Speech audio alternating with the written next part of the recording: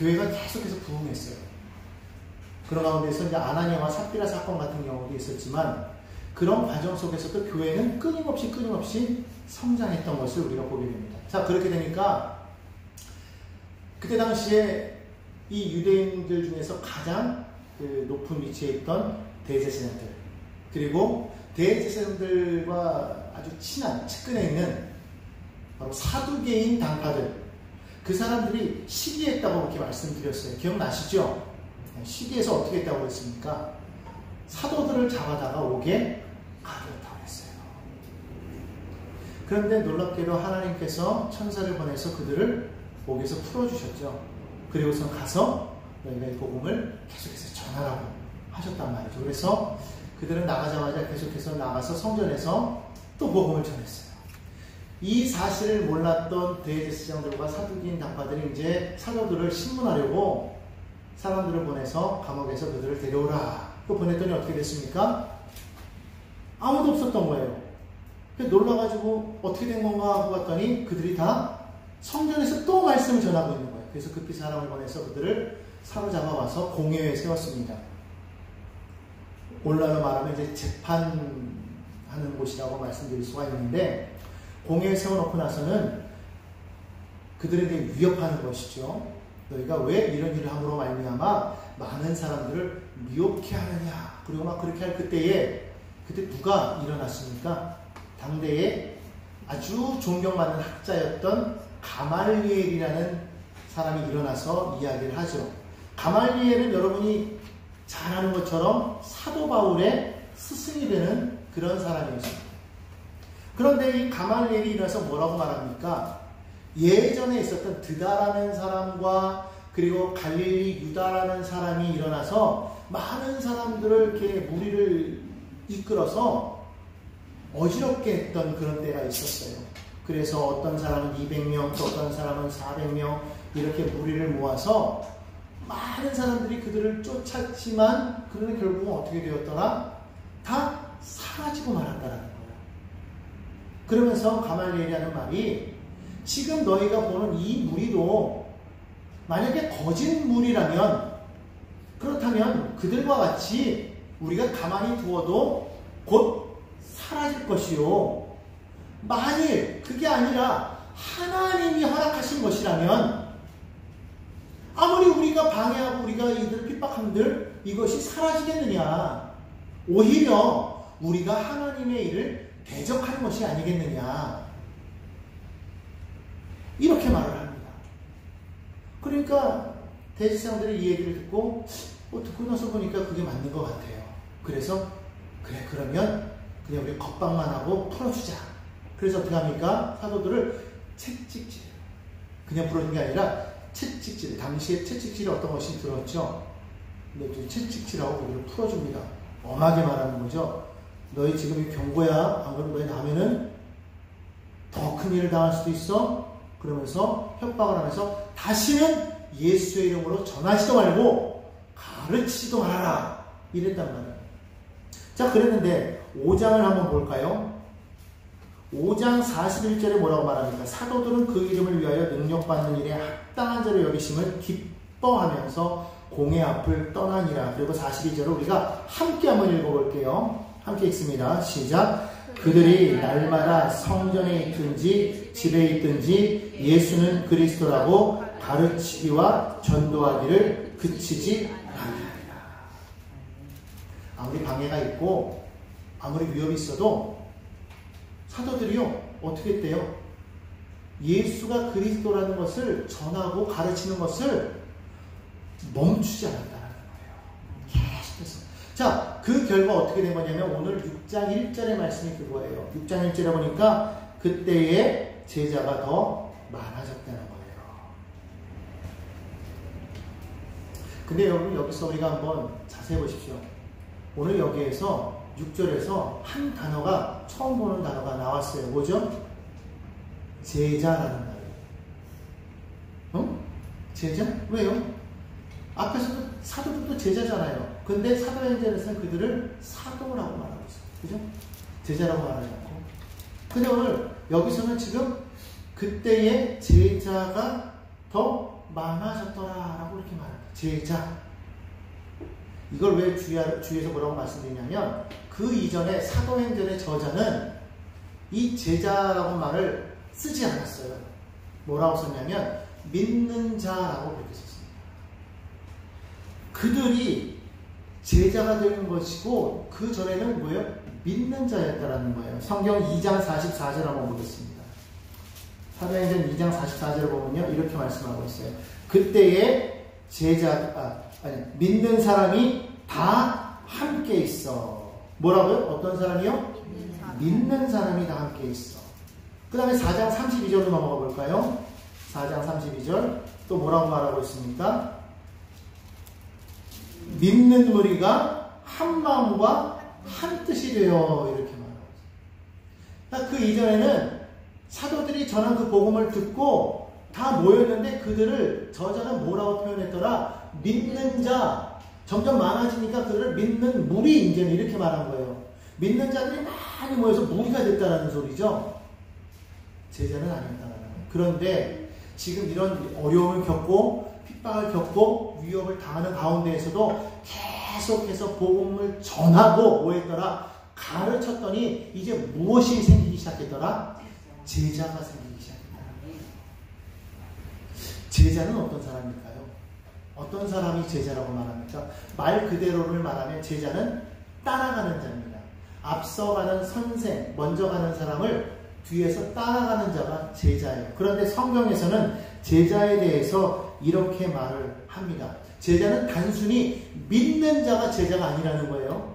어떤 사람이 제자냐? 요한복음에 보면 이렇게 말하고 있어요. 요한복음 8장 31절에 보면 그렇게 말을 합니다. 요한복음 8장 31절 한번 성경 있는 분 한번 찾아보시기 바랍니다.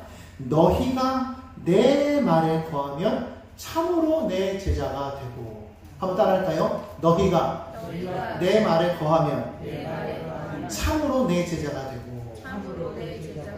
다시 말하면 예수님께서 행하신 그 말씀 안에 거하는 자가 제자라는 거예요. 그러니까 제자는 스승의 말을 따르는 자다. 스승의 말을 듣고 순종하는 자다. 그 말에 거하는 자다. 두 번째로 요한복음 13장 35절을 보겠습니다.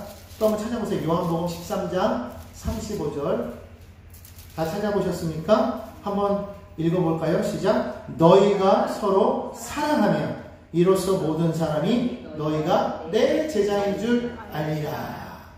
이제는 많은 사람들이 우리가 제자다라고 인정받을 수 있는 그것을 보여주셨어요. 제자는 어떤 사람이다? 서로 사랑하는 사람. 서로 사랑한다. 짝사랑이 아니라 함께 사랑하는 사람이다라는 것을 분명하게 보여주고 있습니다. 우리가 교회 안에서 사실 서로 사랑해야 되는데 서로 사랑하지 못할 때가 있어요. 왜 그럴까요? 사단이 틈타기 때문에. 사단이 이간질하기 때문에. 그래서 늘 우리가 예수님의 그 말씀 안에 늘 거하면서 우리가 그 예수님의 그 사랑을 우리 마음에 새겨야 돼요. 그러지 아니하면 이게 힘든 거죠. 그래서 제자가 아무나 제자가 될 수가 없는 거예요. 사랑하는 것이 그만큼 힘들기 때문에 그래서 사랑하는 제자가 너희가 서로 사랑하는 제자. 세 번째, 요한복음 15장 8절 말씀 한번 또 찾아보실까요? 요한복음 15장 8절입니다. 자, 찾으셨으면 한번 같이 읽어보겠습니다. 시작. 너희가 열매를 많이 맺으면 내 아버지께서 영광을 받으실 것이요 너희는 내 제자가 되리라. 무엇을 하면 제자가 된다고요? 열매를 많이 맺으면. 우리가 아는 열매는 여러 가지가 있겠지만 대표적인 열매 9가지가 있어요. 그게 뭐죠? 성령의 9가지 열매. 사랑, 희락, 화평, 오래 참음, 자비, 양선, 충성, 온유, 절제. 할렐루야. 이것이 무엇으로 말미암아 이루어진다? 성령으로 말미암아 맺어진다. 그래서 다시 말하면 성령에 충만하여 열매를 맺는 자가 어떠한 사람이다? 제자다. 그렇게 말씀하고 있습니다. 자, 그러면 오늘 우리가 스스로 점검해 볼 수 있겠죠? 나는 제자인가 아닌가? 나는 믿는 자는 될 수 있어요. 그죠? 믿는 자를 더 넘어서 제자가 되려면 어떻게 된다? 첫째, 예수님의 말씀에 거해야 된다. 둘째, 서로 사랑해야 된다. 셋째, 열매를 많이 맺어야 된다. 이것을 통해서 내가 지금 제자의 반열에 서가고 있구나라는 것을 알 수가 있다는 것이죠. 그러니까 초대교회는 이런 사람들이 이제 믿는 사람들이 점점 늘어났을 뿐만 아니라 그 가운데 어떤 사람들이 늘어났다고요? 제자들이 늘어나기 시작했더라. 제자들이. 오늘 우리 가운데에도 제자들이 늘어나야 될 줄로 믿습니다. 아멘. 여러분 제자가 되길 원하십니까? 할렐루야. 말씀 안에 거고 서로 사랑하고 열매를 많이 맺는 우리 모두가 되기를 주님의 이름으로 축원합니다. 자, 그런데요, 이렇게 성도들이 많아지고 또 그 가운데 제자들도 많아지고 있는 상황 속에서 그동안에는 외적인 핍박이 있었잖아요. 근데 이제 내부에서 갑자기 소란해지기 시작하는 거예요. 내부에 분열이 생기기 시작했다는 거예요. 아까 분명히 말할 때 그 제자 중에서 제자의 조건 가운데 두 번째가 뭐였어요? 서로 사랑하면 그러잖아요. 자, 근데 보십시오. 어떤 일이 일어났는지. 오늘 여기 성경 보니까 본문 말씀에 1절이죠. 헬라파 유대인들이 자기의 과부들이 매일의 구제에 빠졌대요. 그러다 보니까 히브리파 사람을 원망했다고 말을 합니다. 그 당시에 이제 이 섬김, 구제에 대해서 지금 원래 여기서 이 원래 원어로 보니까 뭐라고 되냐면 디아코니아로 되어 있어요. 그러니까 디아코니아라는 것은 교제가 되는 것이죠. 근데 이것이 하나의 어떤 섬김의 교제인 거니까 이때 당시 여기서 말하는 이 교제는 어떤 교제냐면 식탁에서의 봉사를 말하는 거예요. 식탁 섬김. 그러니까 그 교회 내에 많이 몰렸을 때 특별히 이제 그때 당시에 그 교회 온 사람들에게 이제 많은 그 대접을 한 것 같아요. 그럴 때 특별히 과부들은 어렵잖아요. 과부들은 어디 이렇게 들어올 수 있는 어떤 그런 그 재정이 없죠. 그러다 보니까 많이 힘든데, 자, 이제 이런 과부들을 많이 도왔다는 거예요. 원래 유대인들은 나그네와 과부와 고아 그리고 나그네를 대접하는 것이 그들의 모습이었는데, 특별히 과부와 고아에 대한 긍휼함이 있었단 말이죠. 그래서 이 그리스도인들도 또 그 안에 과부들이 많았기 때문에 과부들을 많이 구제했던 것 같아요. 얼마나 많았으면 그랬을까. 근데 그 가운데 이제 유대인들은 당연히 이제 여기 히브리파 사람들이라는 건 뭐냐면 유대인들, 원래 유대에 살던. 근데 유대에 살면서도 사실 히브리어를 말하지만 사실 그들은 아람어 방언을 많이 썼고요. 그리고 헬라파 크리스찬들, 헬라파 사람들은 뭐냐면은 말 그대로 이방 지역에서 온 사람들, 당시 헬라 말을 많이 썼잖아요. 그래서 헬라 말을 쓰는 그러한 크리스찬들을 말하는 거예요. 그런데 공교롭게 하다 보니까 이 팔이 안으로 붙어서 이렇게 접혀서 그런지 몰라도 이 유대 말을 하는 유대인 과부들에게 좀 더 많은 신경을 썼던 것 같아요. 그러다 보니까 이 헬라 말을 하는 그런 이 크리스찬들이, 과부들이 그런 구제에서 자꾸 이렇게 빠지는 거예요. 그러니까 그것을 바라봤던 그 헬라 말을 하는 다른 과부들 말고 일반 그 성도들이 자기들만 뭔가 좀 이렇게 불평등한 대우를 받는 것 같은 그런 생각이 들었겠죠. 그래서 왜 이런 일이 생기냐고 원망을 하기 시작했다라는 거예요. 사실 이게 은혜가 넘치는 곳에 원망이 없어야 되는데 은혜가 넘치는 곳에 원망이 생길 수가 있더라는 것이죠. 아주 작은 것 하나에서 원망이 생기게 된다는 거예요. 이것을 누가 가져다 주느냐? 이것을 가져다 주는 건 당연히 사단이겠죠. 그러니까 여러분, 교회가 막 은혜가 넘치고 교회가 막 성장하는 교회는 시험이 없을 것이다 라고 생각하면 안 돼요. 항상 우리가 생각하는 건 뭐냐면 늘 은혜가 있는 그곳에는요, 악한 원수마귀가 자꾸 거기를 깨려고 늘 틈타려고 호시탐탐 노리는 거예요. 그래서 성경에 보면 말하고 있잖아요. 악한 원수마귀가 우는 사자처럼 두루다니며 삼킬 자를 찾아다녔어요. 그 삼킬 자는 누구냐면 이미 믿는 사람인 거죠. 믿지 않고 사단의 그늘 아래 권세 아래 놓인 사람은 이미 벌써 삼켜버린 사람이고, 우리는 예수 안에 있기 때문에 그들로 봤을 때는, 사단의 입장에서 봤을 때는 먹잇감인 거예요. 삼켜야 되는 거예요. 그러니까 여러분이 잘 아는 것처럼 이단들이 누구에게 전도하는지를 자세히 보십시오. 믿지 않는 사람들에게 전도하는 것보다는 믿는 사람들에게 더 많이 전도해요. 오히려 믿는 사람들이 그들이 전도의 가치라고 생각하는 거예요. 왜 저들은 믿는 사람들을 자꾸만 공격할까? 여러분 생각하잖아요. 사단이 그걸 노리기 때문에 그런 거예요. 그래서 여러분 항상 기억해야 될 것은 언제나 은혜의 자리에 은혜만 있는 것은 아니다. 항상 거기에 사단이 틈탈 수 있다는 걸 알고 늘 어떻게 된다? 깨어있어. 깨어서 늘 악한 원수마귀를 대적해야 돼. 할렐루야. 늘 대적하는 우리 모두가 되기를 간절히 바랍니다. 그러니까 믿음의 방패, 그리고 성령의 말씀에 검들고 구원의 투구를 쓰고 의의 흉배를 붙이고 믿음의 또 뭡니까 이 흉배를 띠고 그리고 악한 원수마귀를 대적하는 거예요. 할렐루야. 할렐루야. 여러분이가 늘 언제나 말씀을 읽는 것은 이것이 이 말씀이 검이 되기 때문에 악한 원수마귀에 다가올 때 말씀으로 물리칠 수 있는 예수님께서도 사단이 시험할 때 어떻게 했습니까? 말씀으로 물리치셨어요. 하물며 우리는 말씀이 아니고 내 인간적인 지식으로 물리치려고 하면요 반드시 무너지게 되겠습니다. 여러분 절대로 내가 아는 지식으로 그들을 물리칠 수 있다고 생각하지 마시기 바랍니다. 나는 세상에서 박사학위까지 받은 사람이기 때문에 나는 얼마든지 나는 이단을 이길 수 있어 라고 생각한다면 이거는 큰 오산입니다. 아무리 박사학위 한 개 아니라 2개, 3개를 받은 사람이라고 할지라도 이단의 미혹에 빠질 수밖에 없는 거예요. 여러분이 아마 보셨는지 모르겠지만 그 이단에 넘어가 있는 사람들 자세히 보십시오. 서울대, 연대, 고대, 우리가 잘 아는 인류대학을 나온 사람들이요 다 거기에 빠져 있어요. 물론 다 그렇다는 거 아닌데 그 가운데 빠져 있는 사람들을 보면 다 학벌이 높은 사람들. 그들이 말하는 말을 들어보십시오. 얼마나 논리적이지도 않고 꼭 어린아이 말 같은데도 그 말에 그냥 미혹돼서 넘어가 있는 것을 보세요. 확실히 우리를 막아주는 게 아니라는 거죠. 말씀으로만 이기게 되는 줄로 믿습니다. 그러므로 말씀을 많이 읽게 되기를 간절히 부탁을 드립니다.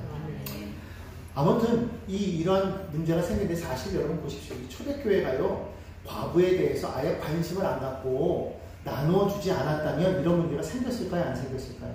안 생기는 거예요. 그런데 지금 초대교회는요 이 가난한 자, 과부에 대한 관심이 있었어요. 그래서 그들에게 자꾸만 구제했단 말이에요. 섬겼단 말이에요. 먹을 것을 줬단 말입니다. 그런데 거기에서 문제가 생깁니다. 그러니까 여러분 우리가 항상 뭔가 선한 일을 행할 때에도 늘 뭐 해야 되나요? 시작할 때 기도하고 마칠 때 기도해야 돼요. 이것은 우리가 하는 게 아니에요. 하나님께서 나로 하여금 이거를 섬기라고 하셨기 때문에 섬기는 것이지 이것이 나의 의가 되고 나의 자랑이 되어버리는 순간 사단은요 틈타기 시작하는 겁니다. 그러니까 거기에서 자꾸만 서로 원망이 생기고 불평이 생기는 거예요. 선한 일을 하는데 왜 원망이 생겨요? 그냥 말하면 되죠. 그냥 우리가 빠졌구나. 이해하고 조금 더 관심을 가지면 되잖아요. 히브리파 유대인들에게 더 많은 것을 주었을 때 그것에 대해서 제자들이 좀 더 관심을 가졌더라면 헬라파 과부들이 소외되는 일도 없었을 테고 또 헬라파 과부들에 대한 그 이야기도 헬라파 사람들이 조금 더 부드럽게 말하면서 좀 더 신경 써줬으면 좋겠어요. 이렇게 서로 간에 이렇게 이해해주고 서로 사랑으로 잘 덮어주고 이렇게 했으면 오히려 좋았을 것을 원망하다 보니까 문제가 생기더라는 거예요. 그런데 바로 그때에 이 사도들이요 그 문제를 파악한 거예요. 그 문제를 파악하고 사도들이 뭐합니까? 제자들을 불렀습니다. 오늘 2절에 보니까 12사도가 모든 제자를 불렀다고 했어요. 모든 사람을 부른 게 아닙니다. 모든 믿는 자를 부른 게 아닙니다. 모든 제자를 불렀다고 그렇게 말씀드릴 수가 있어요. 모든 제자를 불렀다. 아까 말한 것처럼 예수 말씀 안에 거하고 서로 사랑하고 그리고 열매를 많이 맺는 그런 사람들이다. 자, 그런 사람들을 모아서 뭐라고 말을 합니까?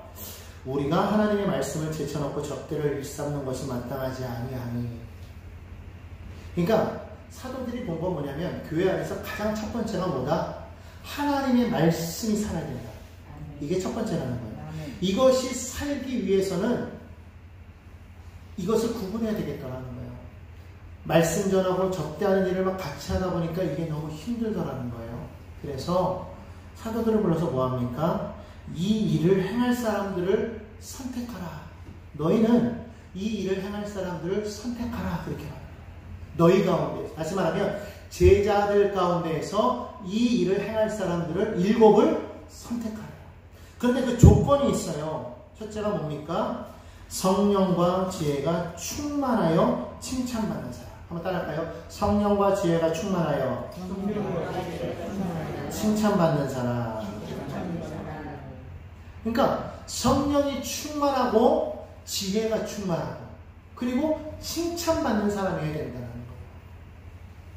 거예요. 5절에 보니까 믿음과 성령이 충만한 사람이라 그렇게 말하고 있어요. 그러니까 믿음이 있고 성령으로 충만하고 그래서 지혜가 있고 그리고 칭찬받아야 된다. 새번역 성경에 보니까 이걸 뭐라고 표현하고 있냐면 신망이 있는 사람, 신망이 두텁다 이런 말을 많이 쓰잖아요. 그러니까 신망이 있는 사람, 믿을 만한 신뢰할 수 있는 사람, 신의가 있는 사람, 칭찬받는 사람, 그런 사람을 집사로 선택하라 그렇게 말씀했어요. 그래서 7명을 뽑았다라는 거예요. 그래서 뽑은 사람들이 스데반, 빌립, 브로고로, 니가노로, 디몬, 바메나 그리고 니골라 7명의 사람인 것이죠. 그 중에 한 명 니골라는 안디옥 사람이라고 말하는 걸 보면 이방인인 것을 알 수가 있어요. 그러니까 이방인이면서 기독교로 개종한 사람이에요. 여기 보십시오. 그러니까 초대교회가 유대인들에게만 이것이 열려 있었던 것이 아니라 이미 처음부터 이것이 완전 오픈 마인드로 되어 있었던 것을 우리가 알 수가 있어요. 우리만이 아니라 모두를 향해서 마음이 열려있던 것을 우리가 보아야 될 줄로 믿습니다. 그렇게 해서 7명을 뽑았다는 거예요. 그렇기 때문에 오늘날도 마찬가지로 교회 안에서 일꾼으로 선택된 자는 어떤 사람이 되느냐? 믿음과 성령이 충만하고 그리고 지혜가 있어야 되고 그리고 사람들에게 칭찬받는 자가 됩니다. 이것은 교회 안에서뿐만 아니라 교회 밖에서도 반드시 해당되는 거예요. 그래서 반드시 제 집으로 임명될 사람들은 하나님 앞에 믿음이 있겠죠. 성령의 세례를 받아야 된다. 그리고 성령께서 주시는 지혜가 있습니다. 왜? 지혜롭게 이 일 처리해야 되기 때문에. 그리고 칭찬받는 자가 되어야 된다는 거예요. 교회 안에서뿐만 아니라 세상에서도 신의가 있어야 돼요. 교회 안에서는 믿음이 있고 덕이 있는 것 같은데 세상에 나가면은 이거는 세상에 온갖 도둑질, 사기, 거짓말, 싸움질하는 맡아놓고 하는 사람들이 이 교회는 없는데 다른 데는 있을 수가 있다는 것이죠. 그런 사람들이 있어요. 꼭 보면은 교회 안에서는 정말 거룩하고 정말 신실한 것 같은데 나가서 일을 하는 사람들 보면 장사하면서 거짓말 한두 번 하는 거짓말하는 건 비일비재고 심지어는 남을 속이고 사기치는 사람들도 많이 있다라는 거예요. 그러면서 나는 집사다 이렇게 말하면 안 된다는 것이죠. 적어도 내가 교회의 집사가 되었을 때에는 비록 안수 집사나 서리 집사나 상관없이 하나님 앞에 칭찬받을 뿐만 아니라 세상에서도 신망이 있는 그런 사람이 되기를 노력해야 될 줄로 믿습니다. 그래서요 디모데전서에 보면 집사에 대해서 이렇게 이야기하고 있어요. 디모데전서 3장 8절을 한번 보겠습니다. 디모데전서 3장 8절입니다. 한번 다 펴보십시오. 8절로부터 9절 그리고 12절 8절부터 9절까지 먼저 읽을게요. 함께 읽겠습니다. 집사들도 정중하고 일부 예언을 하지 아니하고 술에 임박히지 아니하고 더러운 일을 탐하지 아니하고 깨끗한 양심의 믿음의 비밀을 가진 자라야 할지니. 자, 12절이요. 집사들은 한 아내의 남편이 되어 자기와 자기 집을 잘 다스리는 자일지니. 아멘. 지금 여기서 말하는 이 집사는 뭐냐면 초대교회 집사의 모습과 동일해요. 왜 그러냐면 지금 7명의 집사를 뽑아서 사도들 앞에 세웠을 때 오늘 우리가 읽었던 본문 말씀을 보니까 사도들이 그들을 위해서 기도하면서 안수했다고 그렇게 말을 하고 있어요. 6절을 볼까요? 사도들 앞에 세우니 사도들이 기도하고 그들에게 안수하니라 그랬어요. 그러니까 여기 나오는 이 집사들은 지금으로 따지면 안수 집사님들이 말하는 것 같아요.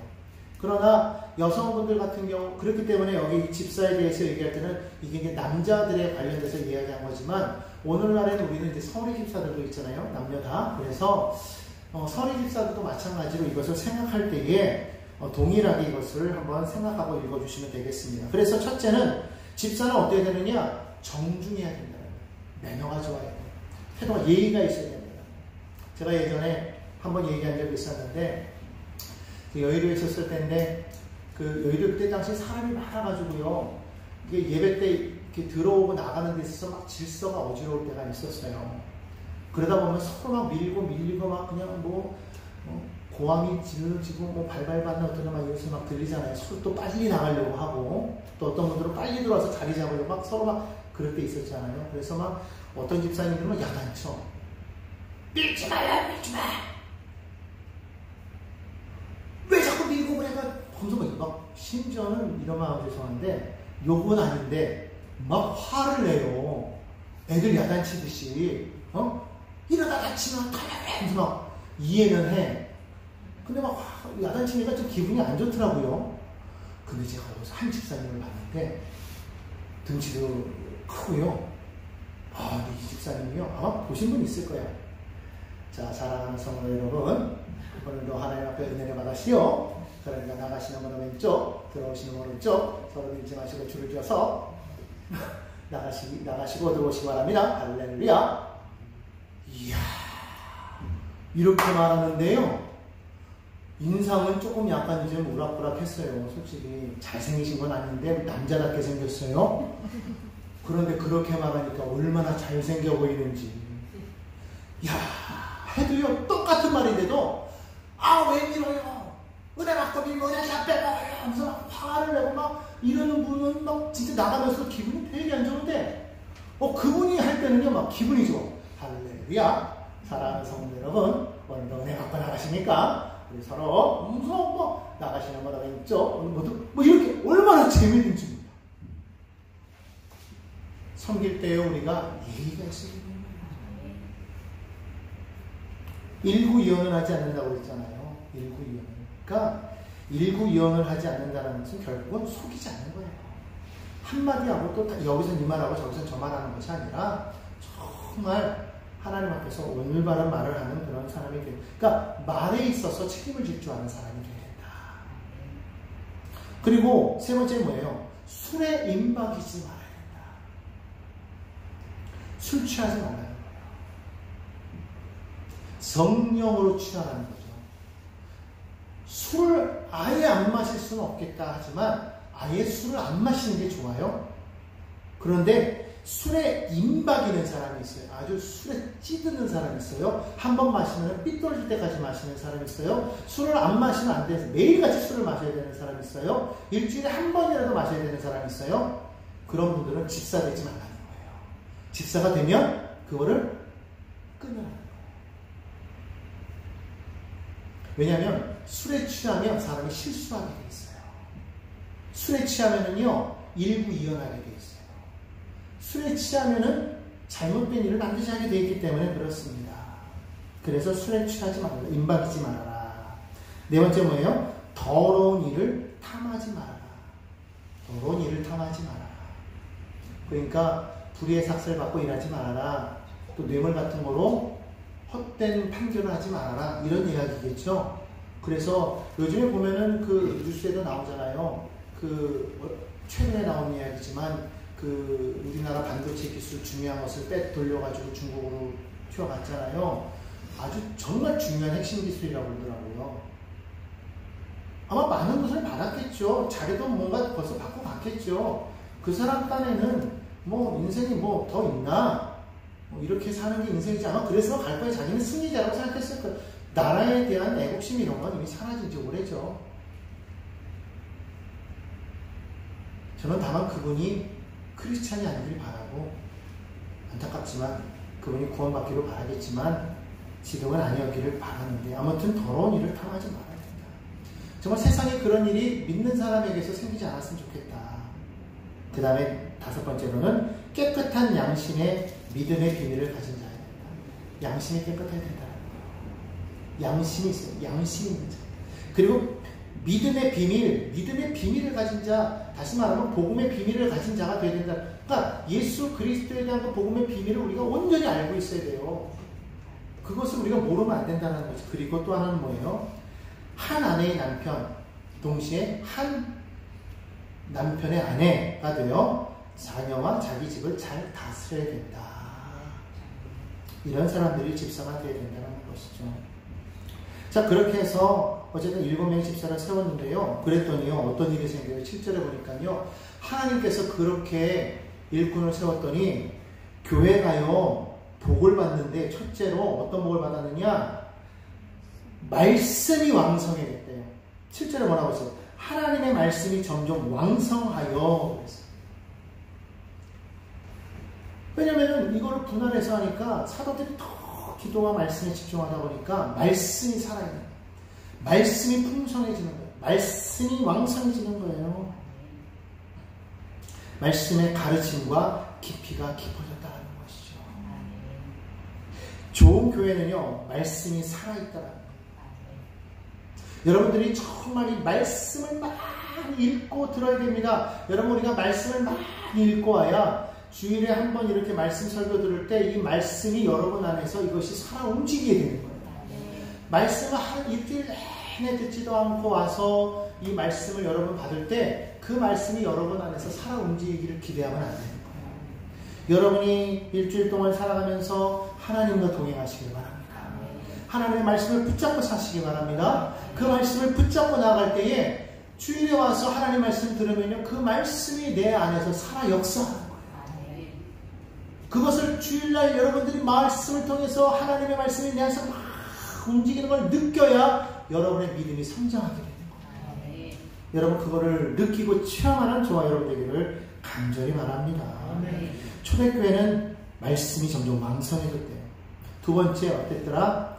7절 그 다음 뭐라고 했어요? 예루살렘에 있는 제자의 수가 더 심히 많아지고, 믿는 사람도 많아졌지만 누가 더 많아졌더라? 제자의 수가 더 많아졌더라. 제자의 수가 더 많아졌더라. 그러니까 교회가 수적으로만 부흥한 것이 아니라 양적으로도 부흥했다는 거예요.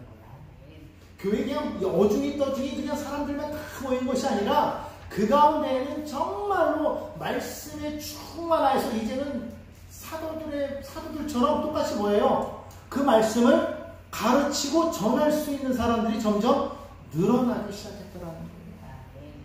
나중에 보면 알겠지만 7 집사가 단순히 행정적인 업무만 본 게 아니라 그들은 뭐 했습니까? 뒤에 보면은요, 가는 곳마다 복음을 전했어요. 가르쳤어요. 그 전함이 얼마나 뛰어났던지 나중에 이제 우리가 보면 알겠지만은요, 아주 말씀에 정통한 것을 보게 돼요. 사도도 아닌데. 그러니까 우리가요, 정말 하나님의 세우신 이 제자들은요, 말씀에 충만하여서 믿음의 깊이가 깊어진 사람인 것을 믿으시기를 바랍니다.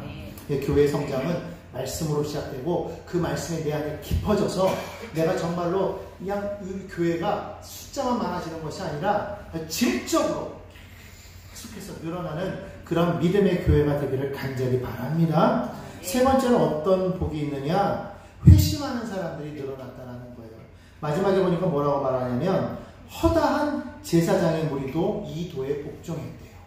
제사장들은 어떤 사람이었어요? 예수를 핍박하고 비난했고 예수를 십자가에 못 박는데 함께 모의했던 사람들이잖아요. 그런데 그 가운데서 제사장들이 예수님을 믿기 시작했다는 거예요. 그러니까 마음에 변화가 일어나기 시작해요. 오늘 저와 여러분을 통해서 여러분 주변에 있는 믿지 않은 많은 사람들이, 여러분을 핍박하고 여러분을 방해하는 사람들이 여러분의 모습을 보면서 여러분이 전하는 그 말씀을 듣고 그 마음이 녹아지고 변화되어지는 역사가 있기를 간절히 바랍니다. 그렇게 될 줄로 믿습니다. 그렇게 돼야 되는 거예요. 그럴 때 교회가 복이 있게 되는 거예요. 이게 하나님이 주시는 초대교회 복인 것이죠. 이 복이 우리들에게도 임하기를 간절히 바랍니다. 이 말씀을 통한 그 영향력이요, 저를 통해서 여러분을 통해서 여러분 가정에, 세상에 퍼져나가야 돼요. 그러니까 여러분들 말씀을 많이 읽으시고 여기서 저도 많이 연구하고서 여러분들에게 말씀 전하는 것이기 때문에 여러분들도 많이 묵상하시고 기도하시면서 말씀을 받아들여서 이 말씀이 여러분 안에 막 새겨지고 막 이것이 말씀이 내 안에 막 새겨져서 그 말씀이 입만 열면 예수의 이름이 나오게 될 수 있게 되기를 간절히 축원합니다. 예수로 살아가는 저와 여러분이 됩시다. 말씀대로 살아갑시다. 그래서 교회만 부흥하는 것이 아니라 정말 여러분 한 사람 한 사람이 세상에 영향력을 미치는 그런 사람들이 다 되시기를 주님의 이름으로 축원합니다. 기도하겠습니다.